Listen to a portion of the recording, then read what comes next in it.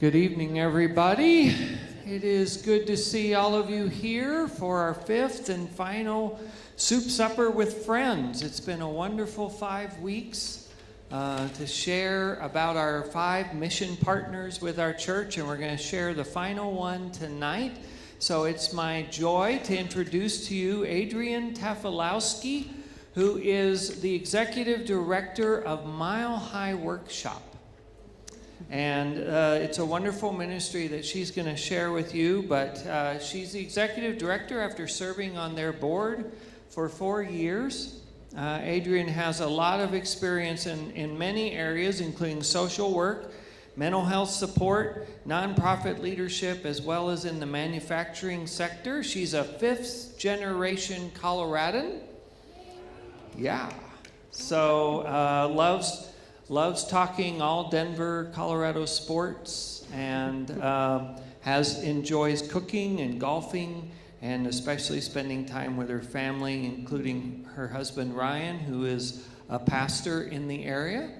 She'll share more about that, and her 2 kids. And this is a wonderful ministry. I've actually had a chance to go visit and learn about myself, so I'm looking forward to Adrian sharing about Mile High Workshop with you. So I'm going to turn it over.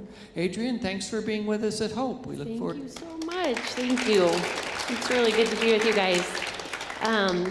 This evening, I'm calling this Breaking Bread, Breaking Barriers. And we actually came up with the name for this mini-series of ours at the workshop 18 months ago. So when I met Pastor Jeff and he was talking to me about this Lenten meal series that you guys do as a church, I was like, well, this is really perfect because we have a series that we do and we like to do with our church partners. And so it's lovely to break bread with you tonight. Should add it's extra good because we are without a kitchen right now. We had a pipe burst in January and our whole main floor is torn up, and I don't have a kitchen, so being fed tonight was a real gift. So thank you for having me. We can go to the next slide. My name, there's a lot of letters. It's very phonetic, Tafilowski. That's my husband Ryan there, pastor of Foothills Fellowship. That's our little church in Southwest Littleton.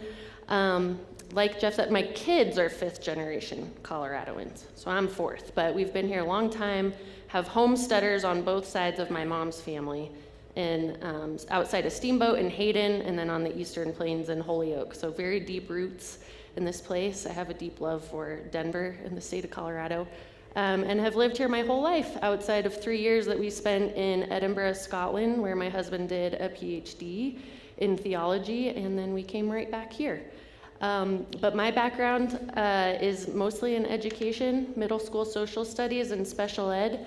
And it's just so interesting to me how God just takes your life and your experiences and your different jobs and calling, and just now I'm leading a nonprofit in manufacturing. Like God does that.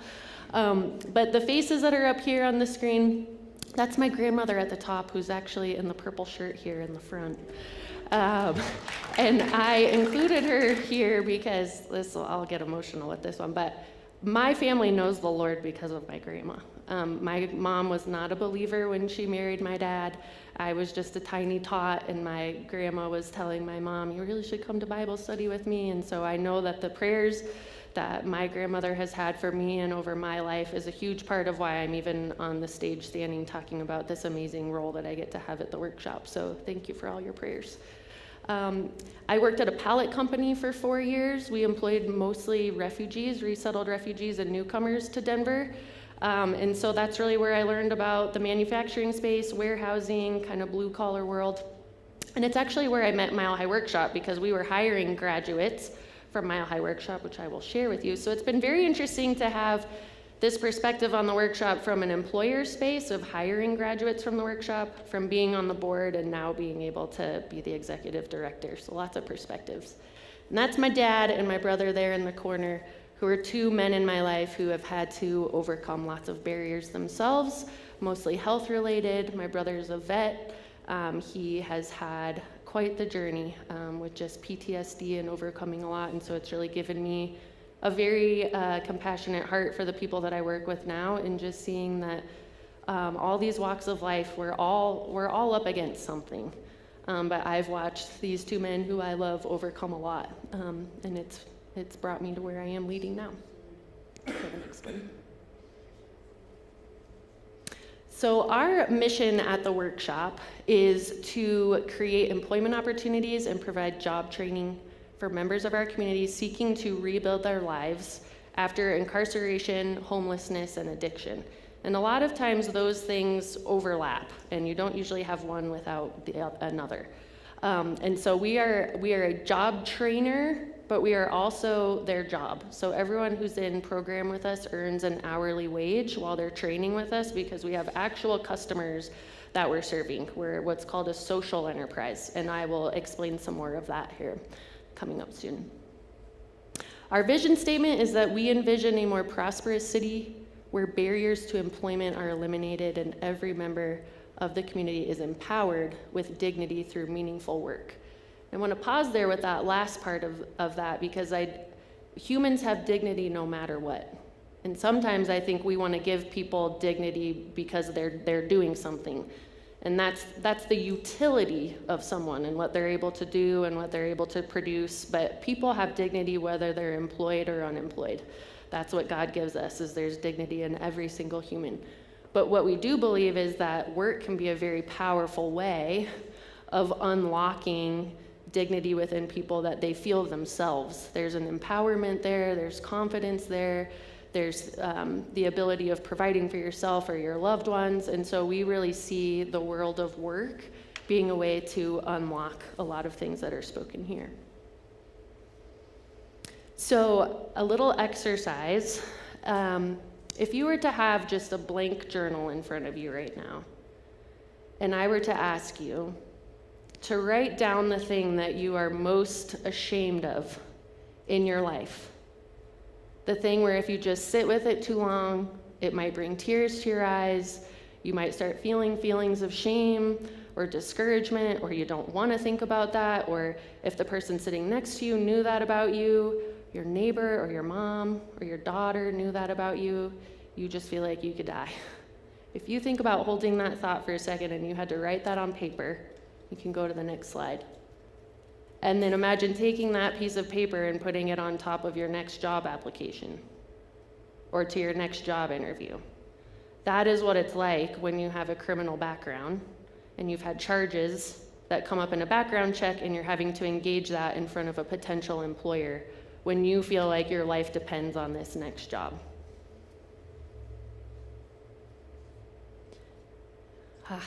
This is the best part of my job.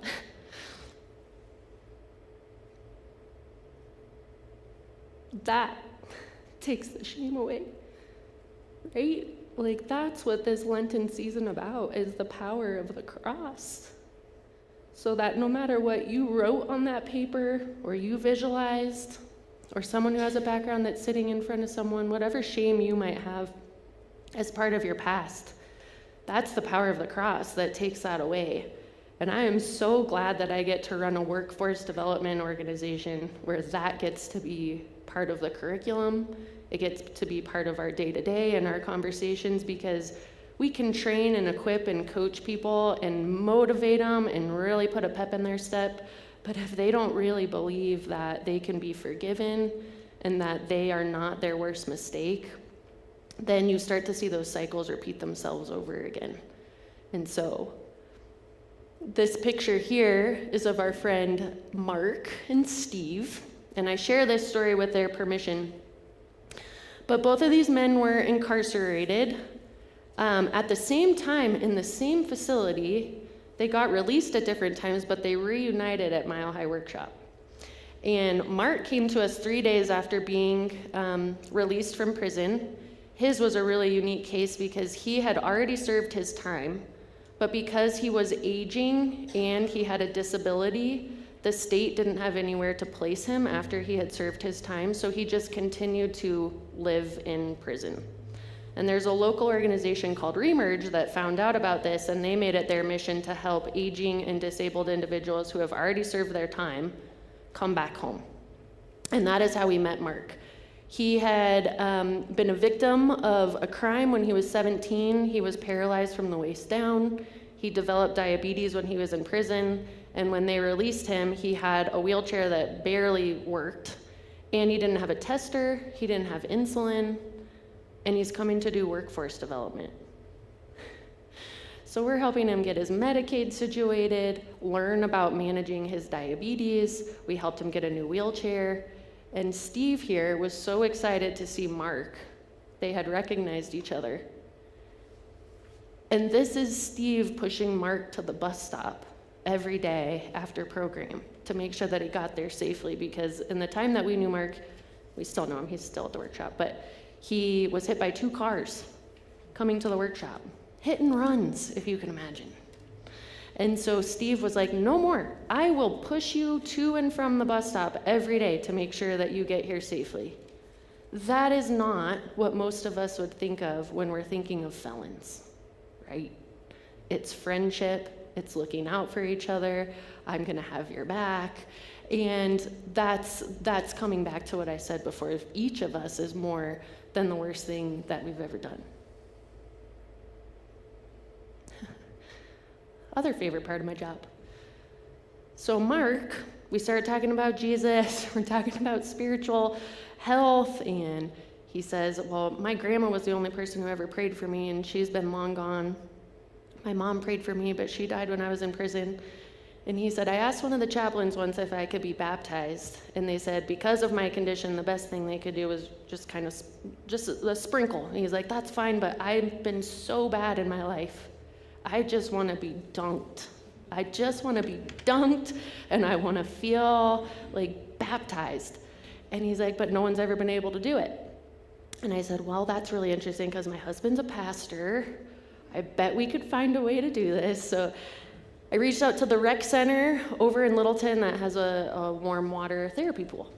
And I asked them if we would be able to do this, and they said, yeah, no problem. Any open hours, you just come on back. And so this is actually my husband and my father-in-law baptizing Mark.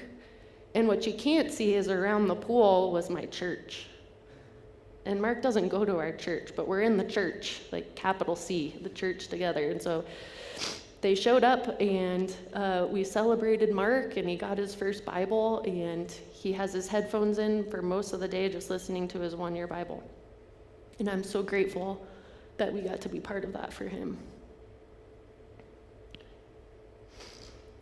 So before we start talking about the ways that we think we have some creative solutions to helping our neighbors overcome barriers to employment, it's really important to kind of look at the numbers and kind of dig into what the statistics are telling us, especially with our city around homelessness and reentry. So if you hear anyone talk about reentry, that's just the process of being released from prison and you're really navigating the world again. So these stats come from our friends at Denver Rescue Mission. They're about 2 years old now, and I know that these numbers have increased. About 10,000 people experiencing homelessness in Denver Metro. 71% seek shelter with organizations like Denver Rescue Mission to have a safe night's sleep. 31%, last time I checked, this was closer to 37%, are struggling families, many experiencing homelessness for the first time. And 32 have experienced chronic homelessness for a year or multiple times in several years. So there's a cycle there. Go ahead. And these are some key data points around reentry. Realize there's a lot of text up there. I'll read these out. So 1 in 3 Americans has a criminal record. So I don't know how many people are in this room. But statistically, if you've got 3 people in your row, let's say, like statistically, 1 person in your row would have a criminal background. That's 80 million Americans. 2 million of them are Colorado residents. We know that unemployment and recidivism go hand in hand. So if you haven't heard that term recidivism before, that is when somebody is released from prison and they reoffend and they go back into the system. That's called recidivism. And Colorado tracks that, they track that for 3 years, and that's how they come up with their recidivism rate. So unemployment and recidivism go hand in hand. 87% of people who are rearrested are also unemployed. So if you reverse that, it should tell us, well, if they're unemployed, that should automatically bring it down. 10 times higher is the unemployment rate for justice-impacted individuals. It's hard to get a job when you have a background. And nearly 48% of prisoners in Colorado recidivate within 3 years of being released. This is not a bash on Colorado, because if you look at nationwide, the statistics, we're up there. I'd say we're on the higher side of our recidivism rate. That's high. That's half the people coming out are going back in. And even just 30 days of employment can lower the recidivism rate by more than 50%. Just 30 days. So when we were designing our program and trying to think of well, how long should our program be? Should we serve people for a month, 2 months, 6 months, a year? Our first phase of our program is a 60-day program, because we wanted to take that statistic and then we wanted to double it and try and increase our chances even better of helping people not reoffend. Go ahead. So when folks are coming to the workshop, this visual is really important, and I keep this in mind, is they are coming to us feeling like they are in their deepest, darkest valley. And if you've ever been in a season of your life where it just feels dark and it feels hopeless, if you're in the deepest pit you've ever been in, then anything looks like Everest when you're looking up. Everything just seems high and it seems impossible. And so they are feeling motivated. They know that they need to make some changes, that they want to find stable housing, that they want to take care of their mental health, that they don't want to go back to the community and the friendships that they had before. But it feels dark and it feels hopeless and they're not sure where to go. And so in the time that they are with us at the workshop, I have countless stories where people are coming in and you can just see the weight and the darkness and the hopelessness. And what we say is that their story is not over. And we actually created this graphic to be a mural out at the workshop, and it's intentional. You see the headstones and it's dark and there's some chains there in the corner. And we really want people to believe that their story is not over. And you start to see the shame crack away. You start to see literally a brightness in people's eyes and their demeanor, and they're making connections and friendships, and they're gaining stability. And so this is one of the taglines that we use with our mountaineers, is that their story isn't over. My story isn't over, and your story isn't over. And that can be a powerful thing to speak over someone. So we want to do this work with the church. I love that my husband's a pastor. I am a pastor's wife. I am in charge of all the church partnerships at our church. So this is back and forth. We actually call our church partners bridge partners. So now that we've established church partners, you'll start to hear me just call you bridge partners, because we want the church to be a bridge between our organization and our community and our neighborhood and the church. I feel very, very passionately about how do we equip and mobilize the church, capital C, to see our neighbors, love our neighbors, know them, be next to them, and that's a bridge. Because really the end game for anyone at the workshop, it could be a job, but I want them finding church homes. I want you coming in and meeting people and them being like, oh, where's your church? Oh, I could get a bus there, or I don't live too far from there. And so when I started, we didn't have any church partners, and we've been a faith-based organization for 12 years. And I told my board, I was like, that doesn't make sense. And now we get to add you guys to our bridge partner group, and we're so grateful for that. And so I show this to say, like, our goal is to have that thing covered, where we are just creating opportunities for our church and our brothers and sisters in Christ to come do life with us, share life with us. And so these are just some pictures of our church teams. This one on the right actually just happened last week. This is Denver Pres. They have a group called the High Pointers, and it's like their group of retirees. They've got a Bible study, they eat lunch together, do fun outings together, and they call themselves the High Pointers, which I love. And they came in last week and they brought in pizza for everyone, and they were cutting up fleece and stuffing our dog beds for 2 hours and just talking with people in program and working side by side. And I cannot tell you how many times people were leaving saying, like, thank you for letting me volunteer here. And I'm like, no, thank you for volunteering here. They're like, it was so good to like wake up and just have this really fun, different thing to do. Like, I can't wait till we come back. I'm like, thank you, thank you. We could go to the next one. But we've got lots of opportunities in our sew shop, sharing meals. This is actually a church group that came and did their breaking bread, what we're doing right now, out at the workshop. They meet in a school building, so they didn't have a church building. I said, let's just do it out at the workshop. So it's very much a bridge, if you can think about that. Like I said, we've been around for 12 years. We actually started under Mile High Ministries, if you're familiar with them. If you've ever seen it looks like a motel, but they have a sign on there right now that says notamotel.com. That's called Joshua Station. They work with mostly single moms, but we were tucked back behind Joshua Station. That's where we started, and then 5 years later, we became our own 501c3, and we have been in a lot of different locations. We are currently in Northeast Denver, so we went from a tiny kind of little classroom-sized room. We were teaching single moms how to do administrative assisting, and we've done it all. We've made dog beds, we've delivered water, we've made candles, we've had a wood shop, and now we primarily focus on what's called contract production. We do forklift training, and we have our sew shop, which I'll talk more about. This is just one little humble brag, because I'm very proud of this. In 2023, we won the Small Nonprofit of the Year award. This is my colleague, Rochelle. She's our deputy director. And there are some amazing nonprofits in town, which you guys know. You have other ministry partners that you work with. And being part of this cohort made us realize that there are some nonprofits in town that we work really well with. And so rather than instead of inventing the wheel and like, how do we address housing? How do we address mental health? How do we address addiction? We want to be really good at what we do, which is the job training and providing stable employment and all the wraparound supports that we can. And over the last 12 years, served almost 400 people. If you think of, I said we're a social enterprise, we're a small business.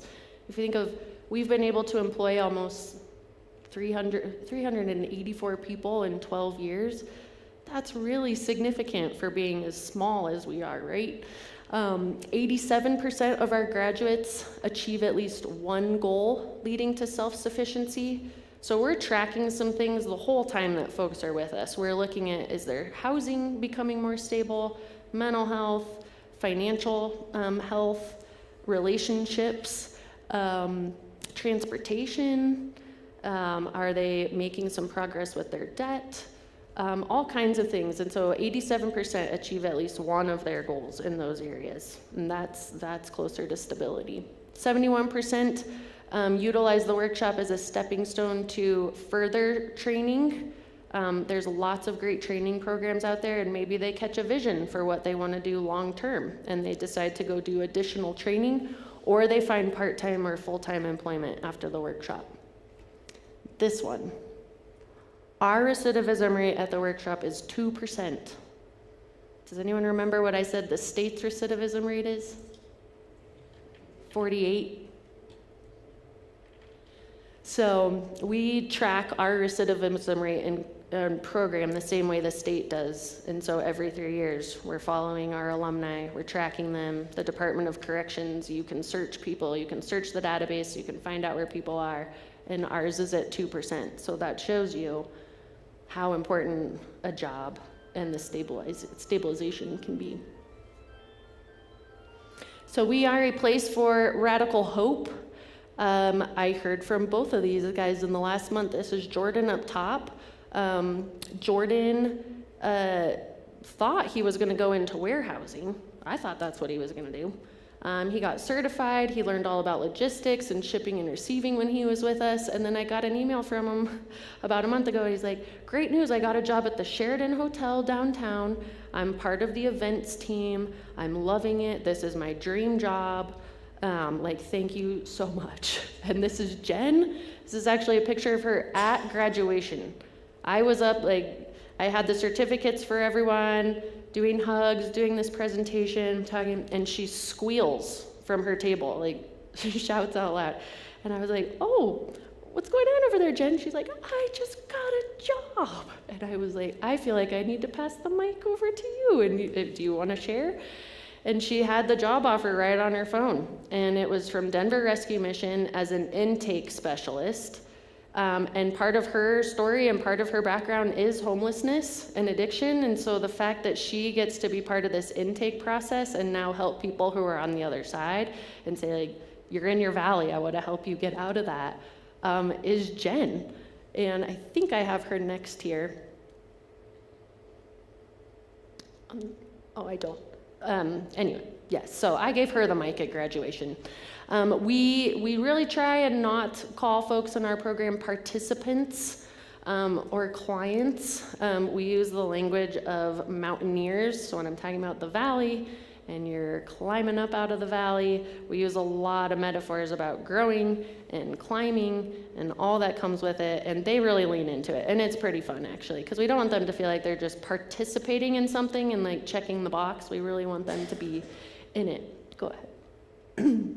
And we just really believe that the small changes over time is what leads to the lasting change. I chose to include two pictures of just community. We take people through our program in cohorts, so they start and they end at the same time. So we're automatically putting them in community with 8 to 15 people right away. And it's been really interesting to see who becomes roommates, who is like hanging out on the weekend, who's going to like a music thing together, and that's what they're really craving. I mean, one of the basic human needs is love and belonging. God hardwired us to feel like we're loved and we belong. And for a lot of our mountaineers, they can't even say that about family. They have family that they shouldn't be in community with and be doing life with. So that was our Christmas card. We sent out a workshop Christmas card. This year, we did a big gift exchange and a lunch, and we had multiple people in program who it was their first Christmas since being out of prison. And I'm so glad we got to be part of that and that they got to open a present. And then these are two fellas, Joe and Lamar. We celebrated their birthdays in February, and we have a tradition, if it's your birthday, you get to pick whatever dessert you want. We've had it all, like key lime pie, carrot cake. I've got a Black Forest cake I need to pick up at the end of the week. But it's really about knowing people well. I think one of when we talk about loving God and loving our neighbor, yes. And then I think you take loving thy neighbor to another level when you really get to know them. And so we want to know their birthdays and how they're celebrated. And that is the holistic approach. So I like to think of this triangle because for a long time, I believed that there was a formula to all this, which was really the two bottom graphics of if people have housing and people have money, they're gonna be okay. And sometimes I think that's this kind of linear formula that we wish it was true. I really wish it was that easy. But that top graphic there of growth, of like, man, people's hearts and their minds and their spirits, and when we're talking about the power of the cross and having a renewed vision for their life, all of that goes together. And there's a healing aspect to what they're doing at the workshop. This is Barbara. When we met Barbara, she was on dialysis because she was so unwell from many, many years of drug use. We let her miss a lot of work to go to all of her appointments that she needed to go to. There's a fancy word for this I'm learning, which is called, we are a compliance-friendly employer. So Barbara also had lots of court dates, and she had to meet with her probation officer. And she would get called in to do urine tests. Like they would just call her and she had to be there in 2 hours. A lot of employers aren't, that's hard as an employer. I acknowledge that. But because we're a program and we're helping people get stabilized, if there's something that they need to do on the compliance side that's court mandated, they basically have unlimited time to go do that. And I can tell you that outside of what they need to go and be at, they are the most loyal They are there before I am. They ask to stay late. They don't want to miss work, but we gave her the space where she needed to go do what she needed to do. And she came off her medication. When she shared this with us at graduation, she was 18 months sober. She's now 2 years sober. She actually moved to Alaska because when she was incarcerated, she had a 4-year-old son.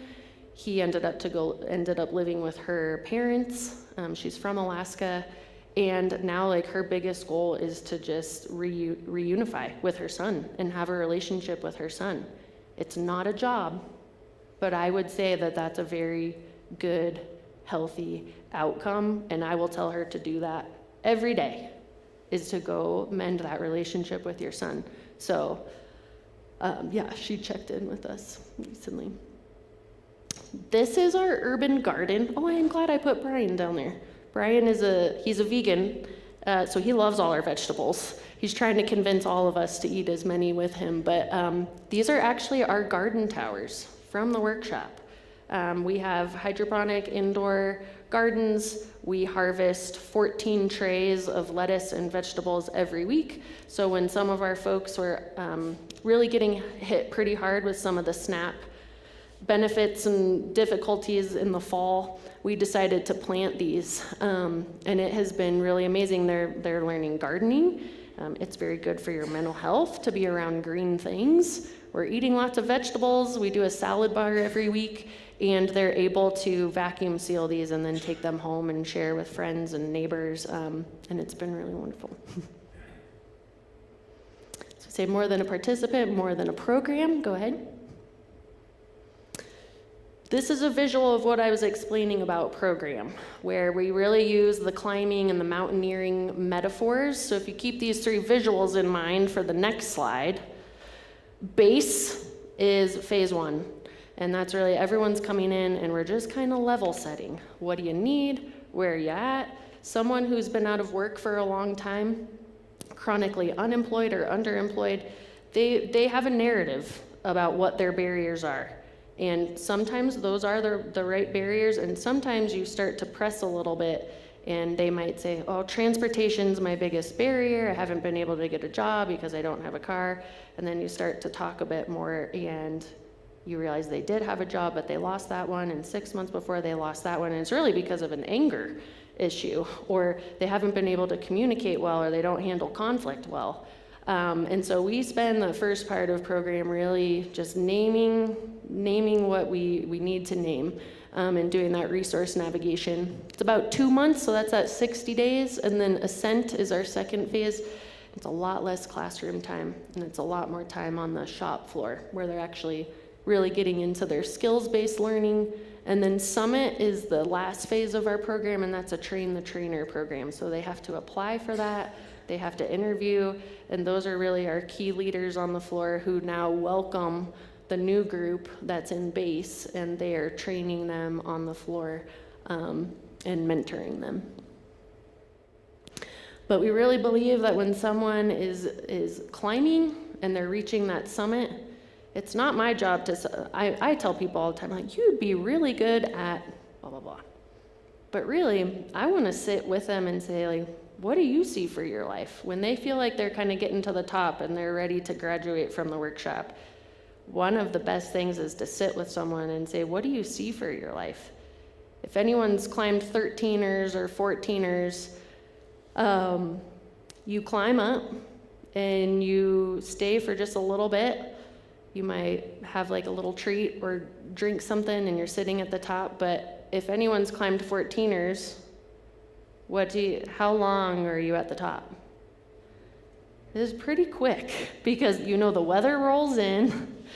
It's gonna get dark. It takes a long time to get back down. So you enjoy the view, and then it's time to get back down and time to go back to work. And so we do that with folks is we sit with them, we say, where are you going next? How can we help you get there? And then we get going.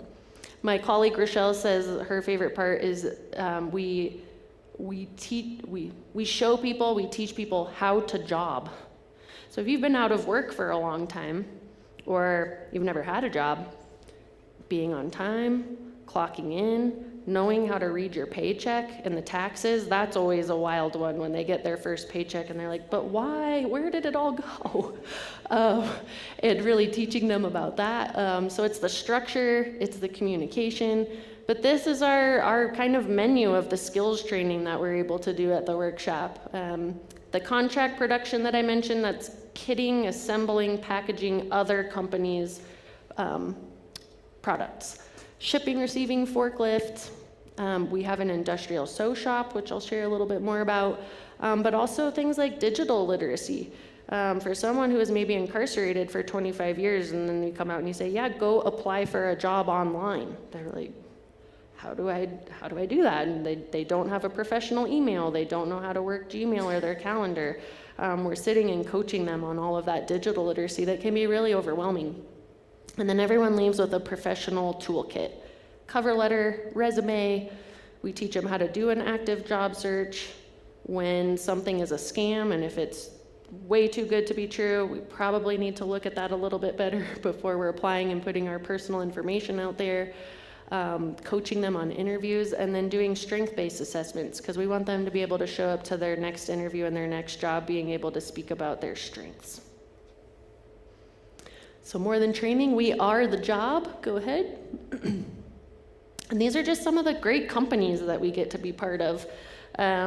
Specialty Products Company, they're up north. We assemble car parts. So every week it's a different car part. We might do 300 units, we might do 3,000 units. And so we get to be part of their brand. We package that all up and then it goes out to Napa Auto Parts or O'Reilly's. And then Kong dog toys, if anyone has a dog in the room, these little guys, you stuff them with peanut butter, dogs love them. They're an international company, but they're headquartered in Golden. So these actually come to us from their mold up in Golden, and we shine them up. We trim all the edges. We make sure that they're safe for dogs, so it's quality control. We put it on that cardboard, and then it goes to PetSmart. We have had mountaineers get on buses together to find the closest PetSmart to go see them in the store. And then they'll come back and they're like, I know that batch wasn't ours because there were some black marks on it and we would never do that.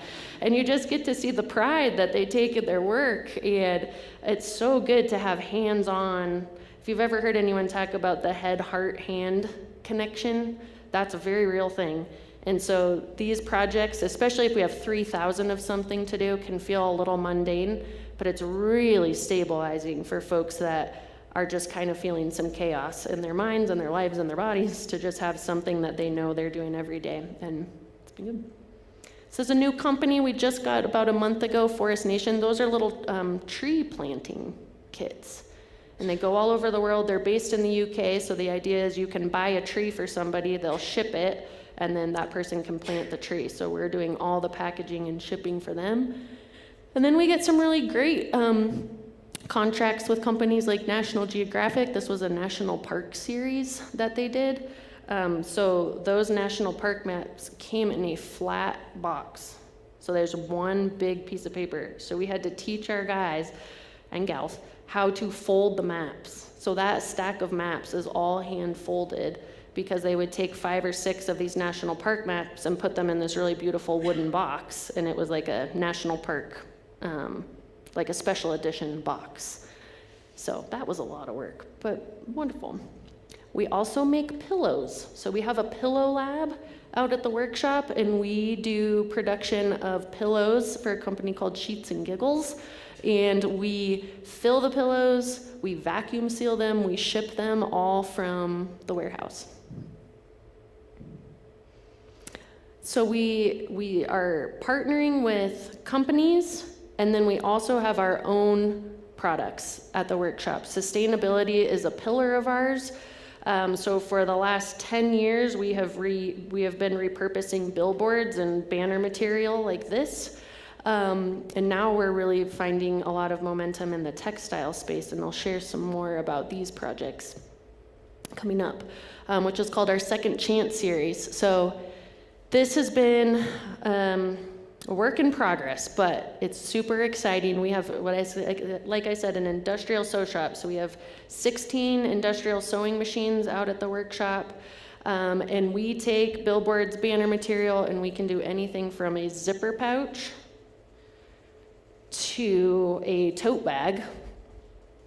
And we do that all on site at the workshop. So these are workshop products. We're diverting all of this from the landfill. These are a great example because this actually comes from Colfax up on the light posts, if you've seen those. And Visit Denver, they just always put City Park on the bottom of their banners. We have 3,800 of these that they just donated because they don't want to look bad and throw them in the landfill. So they donate them to us, and then we get to make really cool, durable stuff out of it. And then that's earned revenue for the workshop. I did get a call from Adams 12, 5-star schools. That's where I went. And they said, our STEM kids are really interested in the banner bags. Could you come talk to them about that? And I said, yeah, I'd love to. So remember, I was a middle school teacher, so I was like, what would be fun? And I took a plastic bag, one of the bags you buy at like the checkout, the reusable ones, and then I brought a workshop bag. And I brought baby watermelons, Coca-Cola, canned food, and I loaded the kids' bags up, and then I had them do relays. And we just talked about like how durable repurposing something can be, and I let them be part of the design process, and we had a lot of fun. But I can't even, it's hard for me to understand how God could bring these two things together at the workshop in such a profound way. So what we're doing in the sew shop with repurposing and keeping things out of the landfill, like these are things that people would say it's trash, like let's just throw it away. But we get to bring it in and we get to repurpose it into these different products that are really quality. And it's that there's a people layer to that too. Like there's this environmental impact. We want to be stewards of this amazing, beautiful earth that our Father created. And then there's this people story about the people behind our products where some people would say that they're tossaways and they get to come to the workshop and they get to repurpose their lives and have a renewed vision. And so the way that those two things go together at the workshop in such a like organic way is just such a gift. This here, where is she? Someone told me there's a sewing group. So, yes. What's the name of the sewing group? So Many Blessings. I love it. So we have sewing circles through our church partners, and our sewing program is called So Loved, S-E-W, So Loved. And so this is actually our North Face line. So in the top left corner over there, that's donated North Face fleece. We have about 600 yards of fleece, and it sat in the workshop for about 4 years. So when I came into leadership, I was like, why is that just sitting there? Like, we need to turn that into stuff. So we do beanies, mittens, sunglass cases, blankets, and we actually create kits. So we cut out the fabric, the pattern, the thread, the instructions, everything is in these little delivery boxes, and I deliver them. I bring them to our church partners, people that can sew from home. That material is a lot easier on a home machine than our banner material. So this is our newest partnership with a brand called Melanzana. They're up in Leadville. They're an outdoor jacket brand. They're a coveted outdoor jacket brand. I'm learning you have to go in person to buy a Melanzana jacket, and people will book 6 months out from all over the world to go up to Leadville to get their Melanzana jacket. So if you haven't heard of them, now you will see it everywhere now that I've told you. But their fleece comes down to us from their sew shop. So from their sew shop to our sew shop, these are all just scraps that are on their shop floor. And I found out that they have this repurposing program, and I thought, I'll give them a call. I bet they'll let us make stuff with their scraps. So I pitched the workshop, and I thought sunglass cases, and they said, you guys seem amazing. We think you're doing really good work, but we don't think the sunglass cases would be it. And I felt really discouraged, and I almost ended the call. I was pitching this online, and I just felt this stirring where I was like, well, what do you think we could make? And he was like, oh, well, we always thought our scraps would make really great dog beds. And I thought, well, that's really interesting because we have a pillow lab. Remember I was talking about the pillow lab, and he's like, you have a what? So their whole team came down from Leadville, toured the workshop, and they're like, yeah, we want to give you guys our scraps. So they are letting us co-brand our own dog bed that we will pre-sale in April. And we hired a sew shop manager, Madison. She's amazing. That's our workshop dog. So we're really excited to launch that. And we actually had 9 News come out yesterday to the workshop to just learn more about the partnership and the story. And so I think it airs on Earth Day. So if you're watching 9 News on Earth Day, you'll see our story. But we're really excited and grateful for the opportunity. So we're entering spring. Well, it's already spring this last week. And so our spring campaign is really focused around this idea of believing that the work that we do at the workshop helps renew people's lives and stories that aren't over. And so we started this 3 weeks ago. It's a $125,000 campaign. We've already brought in $29,000 in 3 weeks, which is such a gift. And so if it's something that you're interested in partnering with us, there's information out on my table out there. I put my card out there. With our bridge builders, with our church partners, I want you to feel like you can reach out. If you remember the slide, we don't have to go back, but it was the one that said, we want to do this work with the church.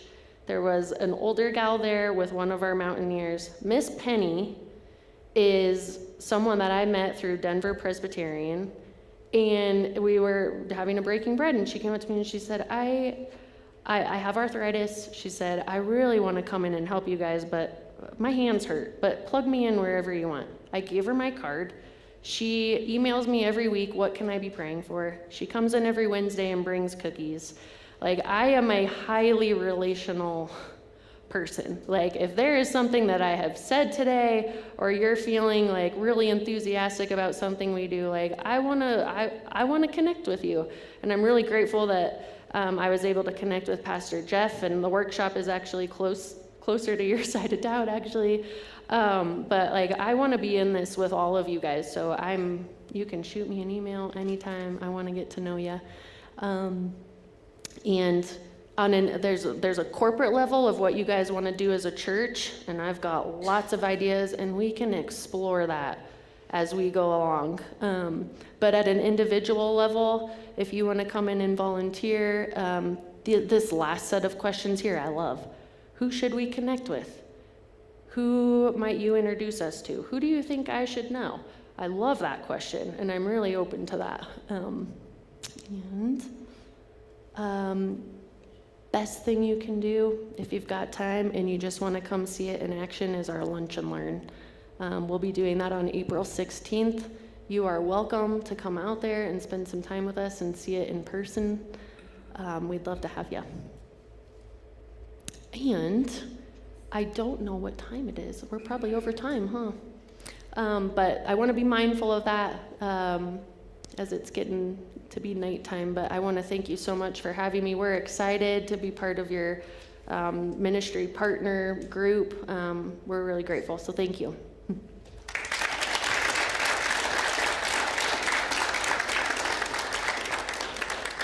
I know the choir has to practice soon, but we have time for a question or two. Anybody have a question?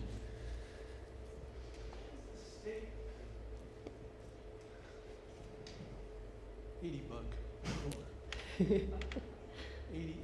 Has the state of Colorado ever tried to endorse in any way at all? I mean, it's to our advantage for Colorado Yeah. to keep this recidivity rate down. No? So I would say the Department of Corrections, Paul was just talking about the high recidivism rate that we have. They are aware that it is high.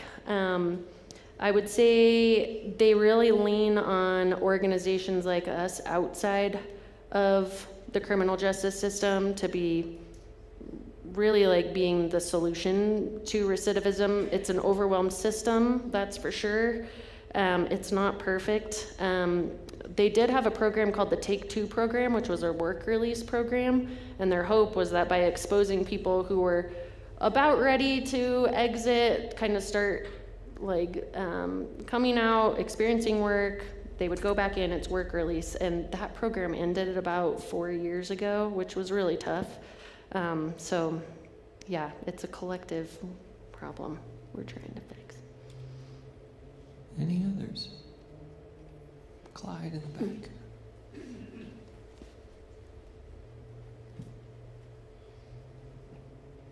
Can you tell us a little more about what kind of volunteer opportunities there are? Yeah, sure. Could you go back maybe 2 slides, if you can? I didn't list them out here. Got somebody said. Yes, these include things like, it could be really practical on like the job piece, like helping someone work through their resume and really polish that up, practicing interview skills. If you feel like you're tech savvy and you'd like to sit with them and do any kind of digital literacy, we had a couple volunteers come in and do taxes with a group of people that just they hadn't done in a long time. They felt really overwhelmed by that.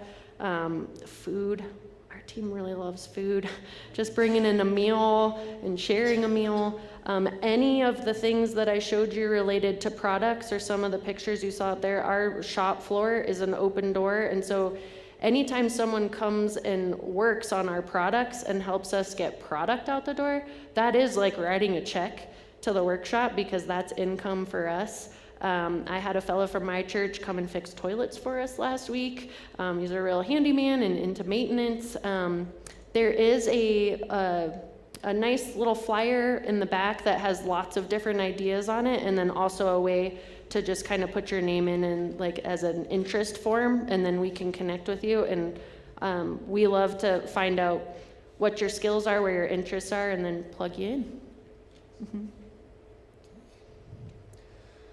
Well, thank you so much for being here tonight. Yeah, can we show our appreciation one more time? So as we've done all of these weeks, if this is a ministry you were interested in and being connected with and learning more about, there's the cards and everything that Adrian has provided, but there's also sign-up boards. Please take a moment. If you've signed up for another one and you want to sign up for this one, find your name on the board and circle this one or write your name again. And over the next few weeks, we're going to start working with all 5 of our organizations to share more information with you, probably set up some tours. I love the lunch and learn idea. I think we're going to put that on our calendar. So thank you again for being with us, and thank you all for a wonderful Lent series. Thank you. Hope you all have a good evening.